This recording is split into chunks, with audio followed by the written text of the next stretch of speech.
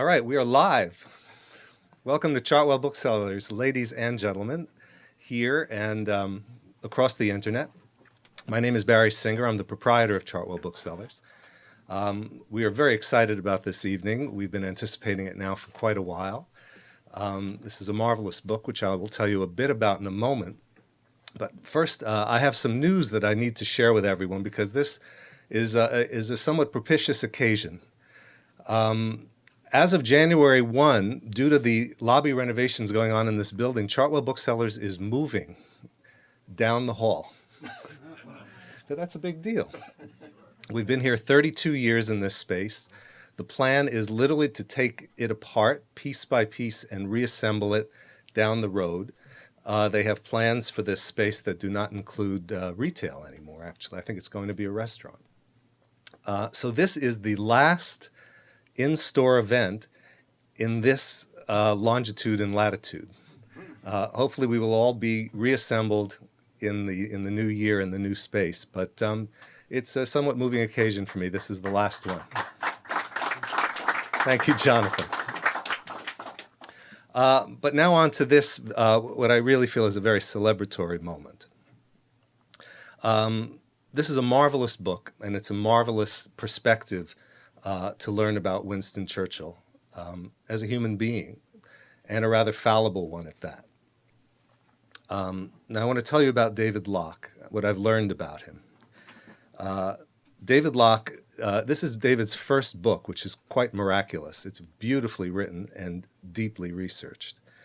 To help explain that, I can tell you that he won an open history scholarship to Oxford University, where he earned first-class honors and studied under historians Richard Cobb, Michael Howard, and Theodore Zeldin.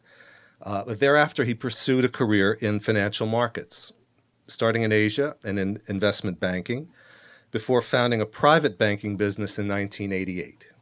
A former member of the London Stock Exchange and fellow of the Chartered Securities Institute, he has acted as blind trustee for government ministers while they were in office, which I assume will be your next book. 30-year rule, I think. That's fascinating. In 2013, Mr. Lough sold his banking business, which by this time employed 100 people, advising many prominent families, I'm told, across the range of their private affairs, including their investments, tax affairs, and inheritance planning, and returned to his first love, history, upon his retirement, essentially, from the banking business. He used this perfectly calibrated experience to research the largely untold story of Winston Churchill's terribly tangled financial affairs. I can tell you, reading the book, it's like watching a high-wire act, this man trying to maintain his solvency throughout his lifetime. Mr. Lough has said that he was surprised to discover that no one had ever written a proper book about Winston Churchill's money problems. It is a fabulous subject for a book, and Mr. Lough has done it. Ladies and gentlemen, David Lough. Thank you very much. Well, thank you very much, ladies and gentlemen, for coming. I hope you can all, I can see you, can I? Just about everybody. A big thank you to Barry Singer and all the team here at Chartwell Booksellers. I feel very special that this is the last occasion that somebody will be sitting in exactly these coordinates or standing here. And perhaps you'll also allow me to say thank you tonight, because it's a joint production with my publishers at Picador. And they're here tonight in force. And I'd especially like to thank Stephen Morrison, who is their publisher, my publisher.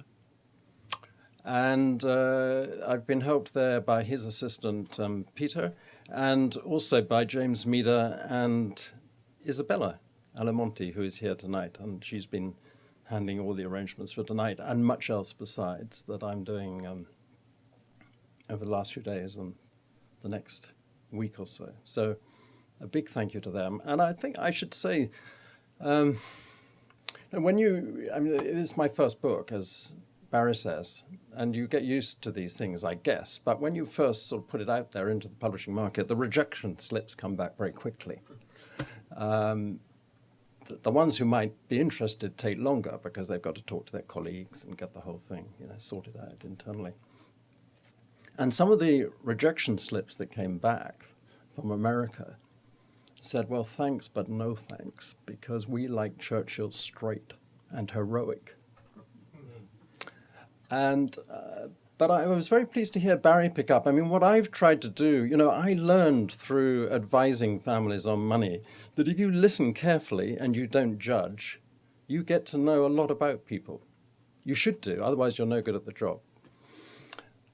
Because the decisions people make about money involve, you find their priorities out. Their priorities between their children, looking after their children, second homes on Long Island, or philanthropy, how much they give to charitable causes, and in Churchill's case, what their budget is for spending at the casino.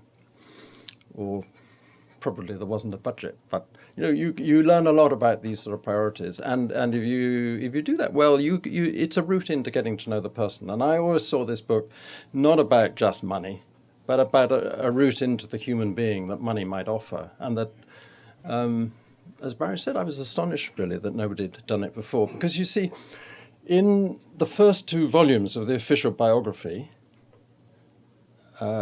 which were written, as I'm sure a lot of you know here, by Randolph Churchill, Churchill's son, money does feature quite a bit. It's there quite often. And I think the reason is that Randolph knew that his old man had had a lot of problems with money, because he was always trying to borrow it off his dad to solve his own gambling and extravagance. And he knew it was like trying to get blood out of a stone often. And then Randolph unfortunately died in 1968, quite young. And Martin Gilbert, who took over, was, I have to say sadly now, a wonderful historian, magisterial, political historian. He wrote a great, great biography, but it misses the money angle. None of us are perfect, and I think money was his blind spot, actually.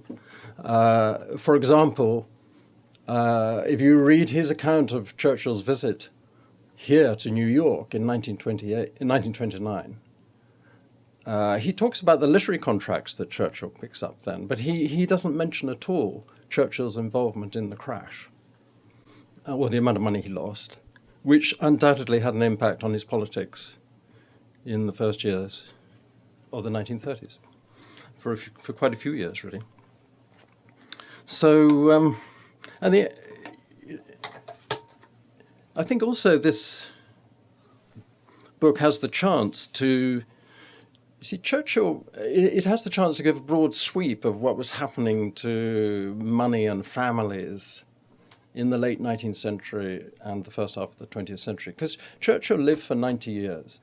When he was born, it was still the Victorian time, and we were still in the sort of straightened, very regimented times that Trollope was writing about, when families sorted out their sort of succession of assets for a generation or even 2 ahead through a series of settlements. And it was all legally ordained. Banks lent on that, by the way, with the help of life insurance, but they wouldn't lend on mortgages on property. They loved lending on succession rights, but they wouldn't lend on mortgages. So there he was. He was born, he spent his first 25 years in that sort of background. But by the time he died, 1965, 4 young teenagers, working class teenagers in Liverpool, alias the Beatles, had just made £1 million already. Unthinkable, and he writes a pretty moving obituary to his cousin, the Duke of Marlborough, and in it he comments on these changes in society. When the Duke dies in 1933, the class to which the Duke belonged were not only almost entirely relieved of their political responsibilities, but they were to a very large extent stripped of their property, and in many cases driven from their homes. So he's writing that with feeling, in the 1930s. The changes going on. I thought tonight, really, I'm here in New York. It seems I have to talk about the sort of New York angles. And if I had longer, I would talk a bit about Leonard Jerome, and because he was a huge genetic influence, I think, on Churchill, although they didn't meet that often, as far as I can see. But still, the gene pool through Jenny Jerome is so strong. And I'm just going to read one bit from the early years, just after Lord Randolph has died. And he has actually left some money to Jenny tied up in trust. I mean, Winston Churchill claimed himself that his father died when his assets equaled his liabilities. But in an article I've done for Finest Hour, the Churchill magazine, which I don't know whether it's out yet. Anybody know? Not out. Well, when it comes out, you'll read this story. Actually, he left the equivalent of about $8 million in trust to Jenny. Gold is the key. I'll say no more than that. But Jenny didn't understand that under trust law, she was only supposed to enjoy the income. She wasn't supposed to use the capital. The lawyers were asleep on the job. And so she had very extravagant tastes. Her second husband claimed she spent $750,000 a year on clothes. I'm not sure. I mean, he may have been exaggerating, but she spent a lot on clothes. So we have this picture of Jenny in London. Young Winston, this is the year, months after his father died. He's age 20. He's out in India with the army, miles away, and they have this wonderful correspondence.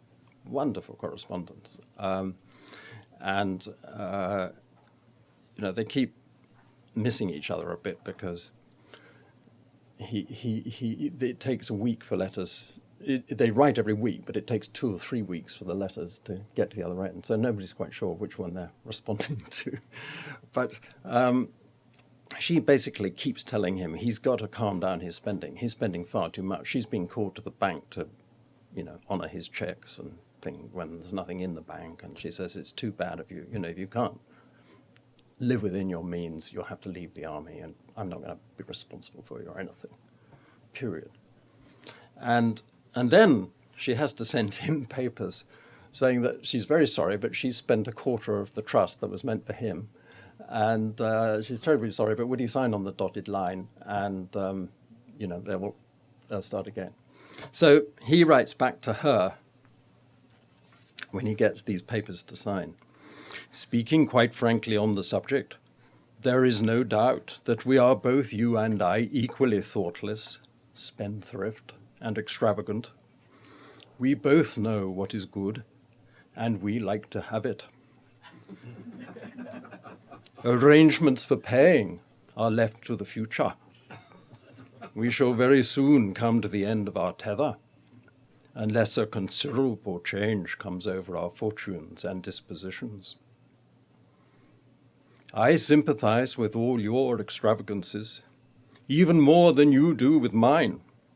It seems just as suicidal to me when you spend £200, $30,000, on a ball dress, as it does to you when I purchase a new polo pony for £100, $15,000. And yet, I feel that you ought to have the dress and I the polo pony. There's his philosophy, in one, age 20. The pinch of the matter is that we are damn poor.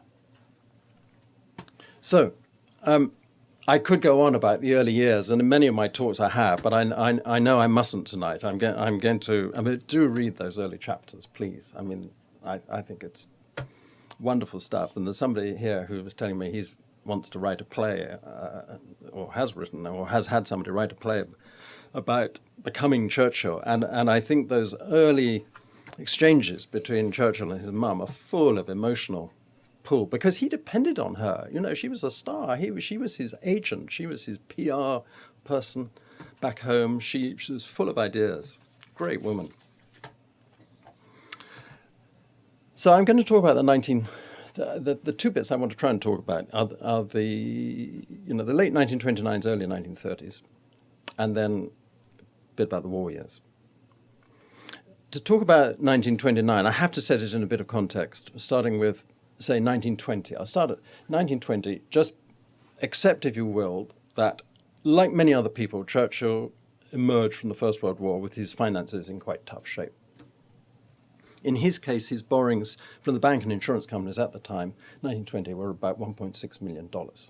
In today's money. Okay, I'm going to use today's money. It's just easier. And then he had a bit of a solvency problem because he overextended himself on a house purchase he was making in London from the Duke of Wellington's son. And he decided he could get out of it, but the Duke of Wellington's son had other ideas. And for his reputation, he thought he'd better stump up. But he couldn't stump up. He had nowhere to go. So he trotted round to his first rescuer. I detail 7 rescues in the book. And this was number 1. It was modest. In today's money, $320,000. And very conveniently, the man who gave it to him died about 2 or 3 months afterwards, and his executors never pressed for repayment. However, things looked better. Suddenly, in 1921, he had a stroke of luck. A train crashed in Wales. On it was one of his cousins from Londonderry, and this cousin was the beneficiary of their shared great-grandmother's Irish estate. And for reasons which are set out here, when this guy died, unmarried, without any children, it jumped straight across to the Churchills. And because Churchill's dad was dead, it jumped across to Winston Churchill himself. And it turned out, in today's values, to be worth about $8 million. And straight into his hands, not in trust or anything. Transforming stuff, isn't it?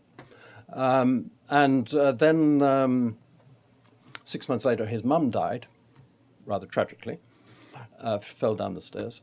And so the money that was left in the family trust that she hadn't already squandered, half of it came to him, the other half went to Jack. And that was worth another $3 or $4 million in today's money. So you'd think that was problem solved, wouldn't you? He had suddenly a lot of money. And nobody was more pleased than Clementine, whom he had married and who didn't have money herself. She did not bring money to the marriage. So,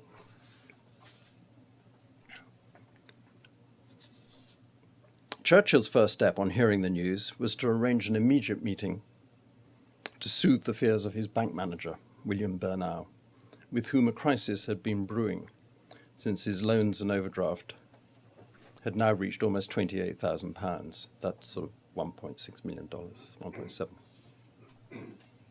Clementine's priority was to attack their pile of unpaid bills. Skip a little. The following day, she was still absorbing the news. I can't describe the blessed feeling of relief that we need never, never be worried about money again. Except through our own fault, of course, she adds in brackets, rather presciently. It is like floating in a bath of cream, she writes. Wonderful sort of image. Unfortunately, the cream left the bathtub pretty quickly. They stepped their spending up. I mean, they both did this. Don't believe that he did all the spending and Clementine was always restraining him. Not a bit of it, from what I can see. They bought the Rolls Royce and the ladies' maid started traveling everywhere. And then he gambled much more than he told anybody, really, certainly more than he told his wife. He tends to write to Clementine and confess that he's been to the casino again, and he's sorry, but he wasn't playing for very large stakes. But actually the bank statements, and I brought one with me. I brought a few documents with me that you might be interested in. It's it's quite clear. You can see the drawings at the casino because he draws from the cash window at the casino, and it appears entry by entry on his bank statement. And so you can calculate how much he drew on each trip, and then it shows how much he deposited back at the end of the trip. And I know it's not polluted by many other expenses, because he got Thomas Cook, took care of all his traveling expenses and tips and everything else.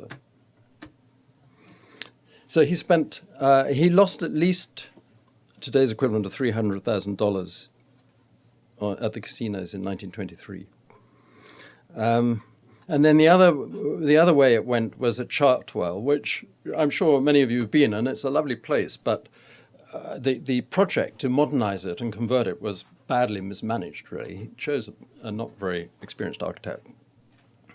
He visited every week and changed the instructions a bit. They never had a master plan. And they ended up spending 3 times the budget.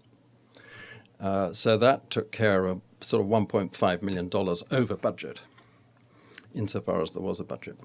Now, all of this, of course, qualified Churchill wonderfully to become Chancellor of the Exchequer in 1925. And, he spent 4 years as Chancellor of the Exchequer. And so we come to 1929, and there's a little bit left of the inheritance. And he's quite sensible, really, as he knows they're going to lose office. So he fixes up lots of writing assignments before he loses office. He gets article commissions, and he fixes, or almost fixes, a biography of John, Duke of Marlborough, his ancestor. And the advance for that, he finally agrees, a worldwide advance. In today's money, it was, $1.5 million. A third up front. And he has a discussion with his bank, because he still owes the bank quite a lot, and he promises the bank that he will direct that upfront payment to the bank. And then, as he had done when he lost office before, he decides to take a trip abroad. But this time, his agent, who is an American, his literary agent, new literary agent in London, Curtis Brown, says, look, you must go to America. Build up your audience in America. Don't just go to the south of France the whole time. And he says, okay. And he gets Bernard Baruch to arrange hosts all around the trip, all around the States. And he starts by going to Canadian Pacific, who, in return for 4 speeches, agree to give him a free railway car and a free passage across. So he goes across Canada making speeches, and he's bowled over by what's going on in Canada. Oil derricks are shooting up. It's the land of opportunity. He's left a Britain besieged by the aftermath of the general strike, and everybody's miserable. But in Canada, it's great. So he opens investment accounts. He writes to Clementine and says, you won't believe it's fantastic out here. If I don't get anywhere in politics, I'm going to come here and make you some money. And by the way, I'm going to start anyway. And he writes to his publishers for John, Duke of Marlborough and says, I told you to send it to the bank. I've changed my mind. Please send it to my stockbroker. Because there are wonderful opportunities to make a lot of money here, and I don't want to lose a moment. And so they do that, and he starts buying shares in small oil companies across Canada, 2 or 3 of them. And then they reach Vancouver or Seattle. They go down to San Francisco, where Bernard Baruch gets him introduced to a man called William van Antwerp, who is an Anglophile and a great collector of rare books. And they get on well, but they discuss more. He's also a partner of E.F. Hutton, and they clearly discuss more of stocks than of books, because there is a bull market going on. And it's one of the first bull markets with fairly widespread participation. They put up blackboards in the hotel windows, and they are chalking up the price changes, wiping them off and putting up the new ones and everything. So Churchill is really willing to participate. And he doesn't realize that actually Hutton works on, that if he gives them £3,000, they're going to invest they're going to add on another 10. That the margin system he hadn't worked out. But the early results are great. He invests in a stock called Simmons. The strapline of Simmons is, you can't go wrong on a Simmons mattress, as he tells Clementine. Do they still sell Simmons mattresses? Yeah. They don't. Seriously. That's wonderful. Okay, well, he thinks he's making a lot of money out of Simmons. He's on William Hearst's yacht. You can sort of picture it, can't you? And he's done the sums and he writes home saying, "You won't believe how much money we're making." Then he takes a train across to New York, where he's put up in the Savoy Plaza Hotel by Bernard Baruch, who also collects his bills at Saks Fifth Avenue for satin underwear and stuff like that. And Bernard Baruch gives him a desk, and he's dealing. Bernard Baruch is one of the big Wall Street guys. He's dealing in $100,000, $200,000 tickets in money of the day. And Bernie sits him down next to him and says, "Here are my brokers. They'll be delighted to deal for you." And Churchill sends a message to Van Antwerp back in San Francisco and says, "I am ready to take command." And he's dealing in those weeks of October go up from today's equivalent of $4 million one week to $6 million the next week. In and out, short selling as well as going along. He's completely caught up in it. And then the market cracks. And on the Thursday, I think it's about the 26th of October, the big banks sort of staunch it for a bit. On the Friday is not a good day. Churchill's due to leave on the Monday. He's trying to wrap things up over the weekend. He's been dealing in accounts in London, San Francisco, New York. He's confused as to what he's got where. And I'll read a bit more. The first inkling of serious losses did not come until the Monday morning, when Churchill tried to make sense of Hutton's valuation based on prices at the close of business the previous Friday evening. He cabled Hutton urgently to ask whether there had been a mistake. "No," came the reply. Share prices continued to fall on Monday and showed no sign of stopping. The Dow Jones index ended the day down by a record 13%. Bernard Baruch had arranged a dinner that evening for New York's financial elite to bid Churchill farewell. The guests were stoic, and Churchill's parting toast was to friends and former millionaires. The full extent of his own losses did not begin to sink in until the following day, Tuesday, 29th October, while Churchill crossed the Atlantic. He used prices from the ship's ticker tape to recalculate his fortunes. The Dow Jones index had lost another 12%. Over 2 trading days, 30 billion of the market's 80 billion value had disappeared. That evening, the ticker tape did not stop recording its litany of losses until 7:45 p.m. Churchill's loss on Simmons alone, now down to $85 a share, had cost him $32,000. Well, that's about $600,000. So Simmons had gone wrong. And in total, he lost about, he said he lost about $1 million, £50,000, but I can add it up to much more like 1.25 million.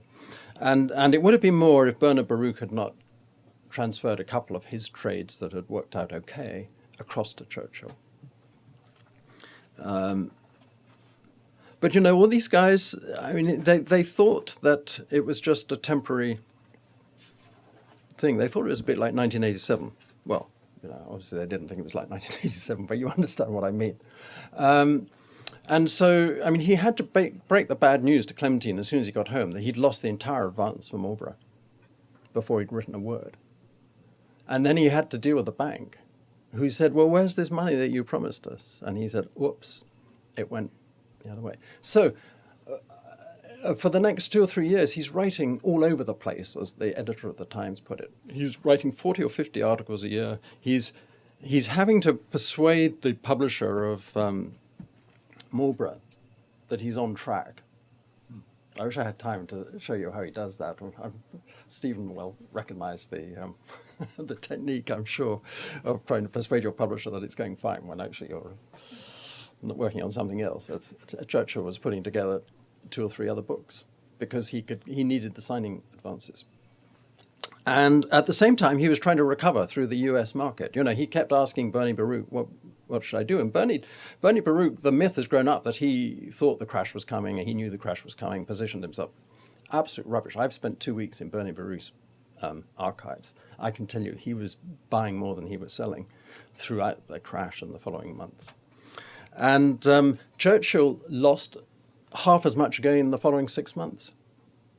That's not often, I haven't seen that remarked on, but he lost another complete bundle. And so he arranged to come and do, part of his strategy for survival was to come and do a lecture tour here. And it got postponed a bit. And then when he arrived in December 31, he famously got hit by the car. He had expected to make $900,000 in today's money from the tour. He only made half in the end because, the accident clearly affected things. But it gave him the opportunity to meet the representative of the National City Bank, a man called George Duis. And Churchill was astonished by how how much more professional the US bankers were than their UK counterparts. There were already mechanized statements in New York. Nothing like, it was all still hand, quills almost, the statements in London. And, better still, George Duis told him about currency futures. Because Churchill said to him, look, I'm going to be earning these dollars, maybe not as many as I thought, but I'm still going to be earning dollars. And the dollar is so high against sterling, because sterling's already gone out of the, dropped its link to gold. I want to be sure that I want to lock these in, but I'm not going to be paid for a bit. Lock the exchange rate in. And George Duis said, we've got just the product for you. It's called currency futures. And so he starts using currency futures because he learns you don't need to put up any capital. In those days, there was no margin requirement. And at first, he was a good boy and just did it for hedging purposes. And then he realized there was nothing to stop him doing it for speculation. So he moves on to that. And there's a time when he's running 3 separate currencies against sterling. Quite large amounts of money. Actually, he was better on currency than he was on stocks. But he was trying the stocks as well. And this is one thing I love. There was no Bloomberg in those days. So what happened was he had a copy of the International Herald Tribune, which was printed in Paris, flown over to London, where it was then put on a train down to the nearest station to him, where it was then put on a taxi to Chartwell, where his secretaries, then he only was bothered with about 6 or 10 shares at any time because he range traded them. They put those onto the pieces of paper and took them into his meetings. And there are some lovely comments from people, who were meeting him at the time about how his face went thunderous when this note came in. So the 1930s were tough, and they were his toughest period, really. And he only gets through because he's rescued. He's rescued, the debts mount until they get to the dollar equivalent of 5 million in 1938. And there's a rescue, I can't remember whether it's rescue number 5 or 6, but it's the big one. And then he has to be rescued again in June 1940. And this is new from my research. He's rescued again in June 1940, weeks after becoming British Prime Minister and leading the war effort. He's jetting to it, well, not jetting, he's flying to or fro from France with a propeller plane, trying to keep the French in the game. And he's got no money to pay the bank interest or the tax due at the end of June. And he would have had to resign as an MP. You cannot be an MP and be a bankrupt at the same time. Anyway, he gets rescued. So that's the bad part. But, redemption comes from the US as well. This was a very expensive education in the US. But Churchill does know America. As a result of all these experiences, he knows America better than any other British politician of his time. He's learnt it the hard way, perhaps, but he really knows. And when he becomes Prime Minister, his whole strategy is aimed at bringing America into the war and surviving until that can be done. And it's slow work, but he's getting somewhere. And then the Japanese very kindly do the rest of the job for him by bombing Pearl Harbor. And America comes in, and hey presto, within a year, not only have the Allies' fortunes improved, landings in North America, victory at El Alamein, but Churchill's finances start to turn round. two reasons. One is he scores a very important victory against the taxman in 1942. He takes the taxman on. Haven't got time to go through it all, but I think it's, well, do ask me a question about that. I love talking about it. And then American money comes with film rights, comes for film rights. And he spends much more time on his own stuff in the war than I realized. And he sells 3 sets of film rights during the war for today's equivalent of $6 million. And because he's won the tax battle, it's all tax-free. So he ends the war, the proud owner of a new London home, and with $6 million in his current account. So don't believe that he had to sell Chartwell, because he was hard up at the end of the war. Well, he recognized a good deal that he was offered on Chartwell. So, I think that what comes around turns around. What's the expression? I can't remember. But the thing is that America bit him hard in the 1920s. He suffered for that in the first half of the 1930s. But then it was American money, not only with the film rights, but later with the sales of the Second World War, his book about the Second World War. 2/3 of the money for that was, in today's money, a $45 million package. 2/3 of that money was North American money, nearly all American. That's where the money was. We didn't have any money in Britain left. So it was American money that came back and saw him right in the end. And I think with that, I'm going to leave you pondering and see if you've got any questions. Thank you very much.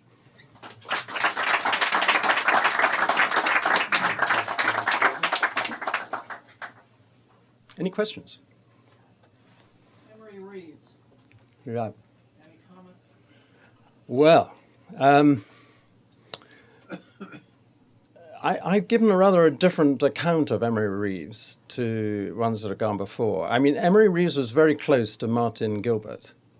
And so he figures, for example, in the negotiations here in New York on the sale of the Second World War memoirs, Emery plays rather a heroic role. In my account, where I researched not only the Churchill end, but also I had access to the Camrose papers, because Lord Camrose was the other guy who came across in the duo. The Camrose papers, which are wonderful, I found them with Alan Packwood's help in a garden shed down in Berkshire. It's disgraceful that they're there. But they're a treasure trove, because Camrose was a trained journalist, so he wrote down everything the day it happened. And also, Daniel Longwell of Time kept all his papers when he was dealing with the Second World War memoir negotiations. Henry Luce and Claire Luce papers are down in the Library of Congress in Washington, and their diary is very important in debunking some of, I'm afraid, of Emery Reeves's claims. And finally, there is the Houghton Mifflin papers in Harvard. Now, if you put all those 4 together, you get a very new version of those negotiations, in which Emery Reeves does not play such a heroic role. Indeed, he plays rather I read the book. I don't want to prejudge it. He did do a fantastic job for Churchill in 1937 and 1938 in selling his papers across Europe and South America, his newspaper articles. And that's why Churchill wanted him as part of the negotiating team. It was rather a carefully balanced negotiating team he had for these Second World War negotiations in New York. He had the sort of patrician, silky skills of Lord Camrose, who was his main advisor and who always said he's the guy. But he balanced them by the sort of sales skills, streetwise skills of Emery Reeves. And he didn't tell either that he was sending the other. They both were just told when they got on the boat at Southampton, and they were told they had to work it out. You made a reference to the link between Churchill's economic problems and his politics. Can you elaborate on that? The link between Churchill's economic problems and his politics. Well, I think, when he was Chancellor of the Exchequer, I mean, the one big decision he took was, of course, was to get back onto the gold standard. And he wished he hadn't. That he thought was one of the biggest mistakes of his career. Another thing he did was reform the personal tax system, which had a very sort of bifurcated structure between income tax and surtax. I think it was called super tax, actually, when he took over. And he knew from his own experience it was very confusing, so he put those together. And that was a very good reform. But I think, his officials didn't feel, they felt he did a good politician's job, but in the economics he was slightly out of his depth. And I was asked this morning, I was on the Bloomberg morning program, and I was asked by a guy called, not by one of the anchors, but Ambassador Richard Haas, this question which I find rather tedious, but, was Churchill the greatest figure of the 20th century? Well, what are you supposed to say to that? And I thought about, if I'd realized he was going to ask that, I would have said, well, that may be your perspective as an as an American, but my perspective as an Englishman is that FDR has a very good claim, because he did two things. He got the big economic decision right in 1933. And then, of course, he's got pretty well equal claim, has he not, to Churchill for the achievement in the war. So I think, economics was not Churchill's strong suit. But he didn't do a bad job as Chancellor, with the exception of this one gold standard thing, where he was persuaded by the orthodoxy, really. So, was Brother Jack quite as feckless as Winston? Was Brother Jack as feckless as Winston? Not at all. Not at all. And I haven't used the word feckless, by the way. I would never, right, good. No, Jack was very organized and methodical. What is amazing, if you look at the memos, or if you look at sort of schedules of figures that the two of them do, side by side, you would not think that they could be from the same parentage. They probably weren't, by the way. But Jack's are beautifully neat, all the figures very tight in columns, never any crossings out. Churchill's are all over the place, columns that go like that, stuff crossed out, figures inserted. They're a bit like mine. They're chalk and cheese. And Jack gave him, on the whole, very good advice. He got him out of one or two scrapes. On 2 of the 7 occasions, he was his rescuer. Jack's one of the unsung heroes of this book. Another one is Brendan Bracken. And another one who organized both the big rescues in 1938 and 1940, found a rescuer who didn't want anything back in return. Gold dust, really. I mean, these were big checks the guy was writing. He didn't ask for anything in return. Who was that? Sir Henry Strakosch.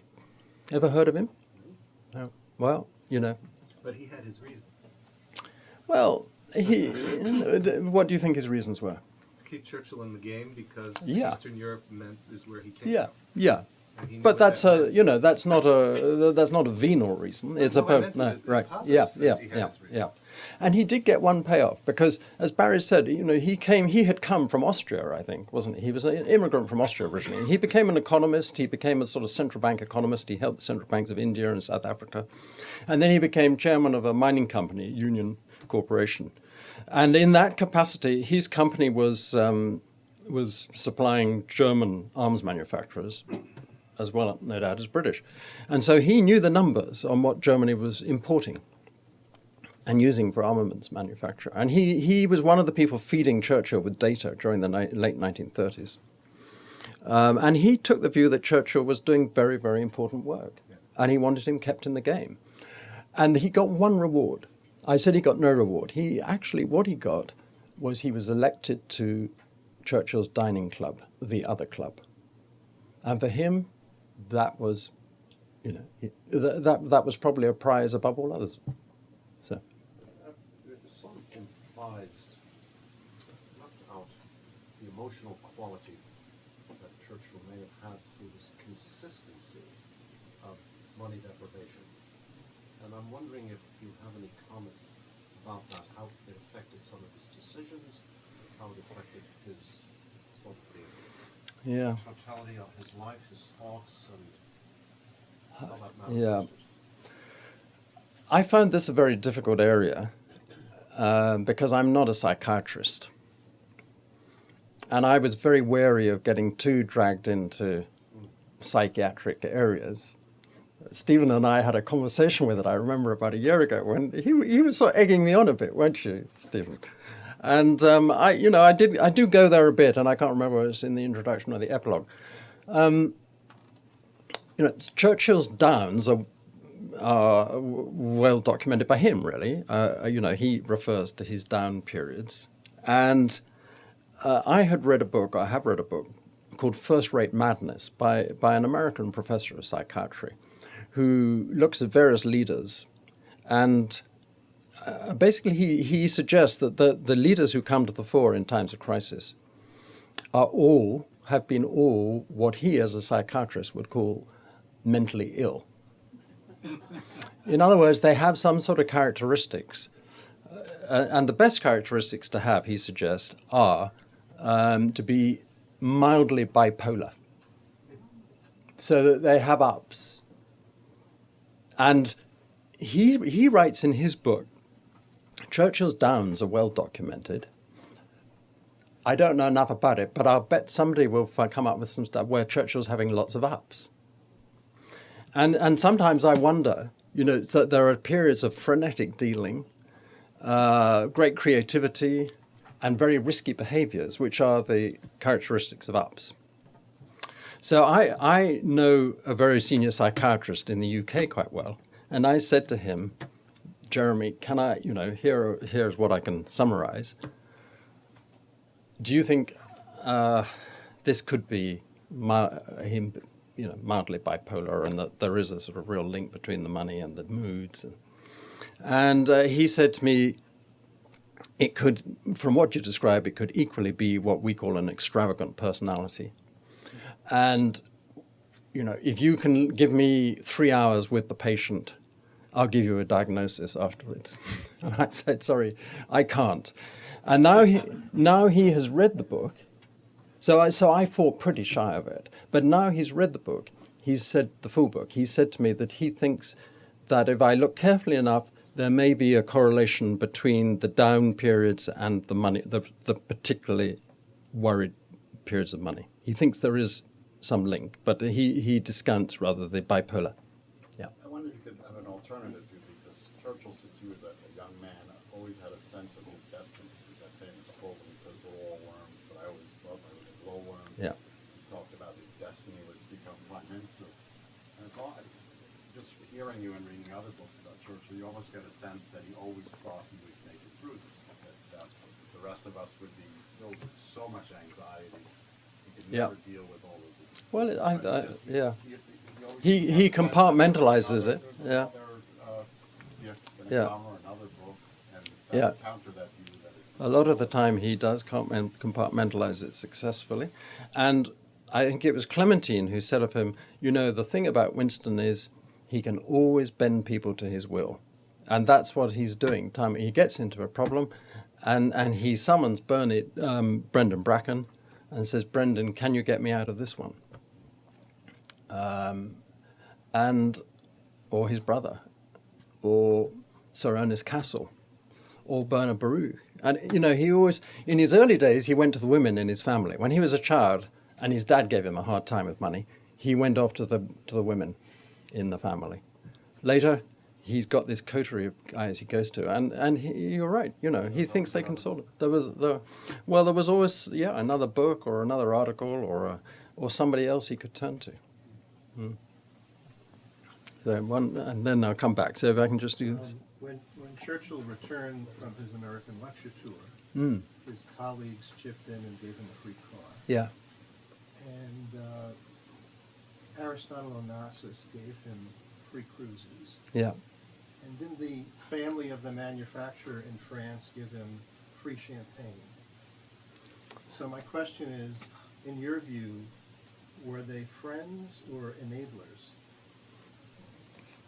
Well, I'm not sure I understand the difference. Let me try and answer it this way. The sons of younger sons of British dukes were trained from the very beginning of their lives to blag of other people. That's what younger children of aristocrats had to do. You know, because they weren't going to get the main pile. But they were very welcome usually at other people's country homes because they needed to sort of fill them up on weekends. You know, and so that's how Churchill is brought up. And wherever he goes to stay, whether it's on his trip here, I mean, he didn't pay a bean as he went round America. And when he went to stay in the south of France, he would stay at other people's houses.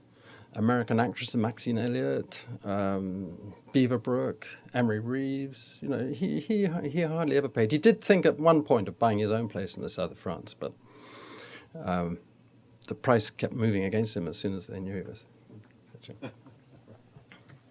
Yes, let me just preface it by saying, you know, I am a great admirer of Churchill and he's a wonderful guy, and I worship him. However, by listening to you today, what stands out, and I know we shouldn't use the word obvious, but when you ask or someone would ask, what is the connection between the way he treated money and how he worked with power, it's not with his grand vision. The grand vision, he was right on, his strategy and his inspiration, but it is risk and as being an adventurer, with what he did with Gallipoli and with Narvik, for example, that you could probably make a connection to the way he worked with the stock market. So you could say, and I think I heard it before, even when money wasn't brought into it, on every military decision he made, it was a disaster. He was wrong.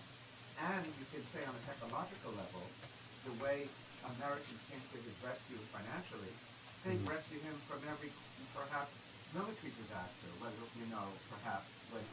So he was great with the vision, with being right, with standing up, but whenever he was the one who determined the battle, perhaps he may have been wrong, and he was an adventurer. No, he wasn't an adventurer. In my mind, you have that Narvik, Gallipoli. But I don't have other I think, was it Roosevelt or somebody else on this side of the water who said of him, you know, the trouble with Winston is he has 1,000 ideas a day, and only 3 or 4 are really good. But those 3 or 4 were fantastic often. And what they did during the Second World War, and I think it was quite clever, is that when he came into power, and a lot of people in London were horrified when he became Prime Minister. You know, you read Jock Colville's diary, they were horrified, the establishment. But what they did was they sort of stationed people around him to contain his risk-taking. People like Alan Brooke, Ismay. And I think that was very clever. But I say they stationed, he stationed as well. He knew that was a problem, and he wanted these people around him. And he said, don't do anything unless I put it in writing. Because then he had to think about it twice. And also it helped the memoirs, by the way. So, no, he was pretty self-aware, I think. He was pretty self-aware. And one of the nice things about him for a historian is that he doesn't control what goes into his archive. He says, let it all go in. I don't mind. They can think what they like. And that's wonderful. I sense that Barry's hovering. I just wanted to say one more thing about the title, No More Champagne. Now, this was actually my UK publishers said they'd love to publish the book on the one condition I changed my rather undistinguished title to No More Champagne. And I said, fine. And particularly because at one stage, Churchill had given an edict, and it's here, it's in one of his 6 economy regimes. The following should be tried at once. This is 1926. No more champagne is to be bought. Now, that's not quite the same as drunk, is it? And the next 3 or 4 economy regimes, champagne and cigars are specifically exempted from any economy measures. But then in 1937, there is the most drastic economy regime of all. It's shortly before the major implosion. And he then says, no more champagne is to be served to guests. But he reserved for himself a pint a day. And I say that because I know that our hosts, both Barry and Picador, are very kindly going to serve us some champagne in a moment. And so that little anecdote comes as a way of saying extra special thank you to them from all of us, I hope. Thank you.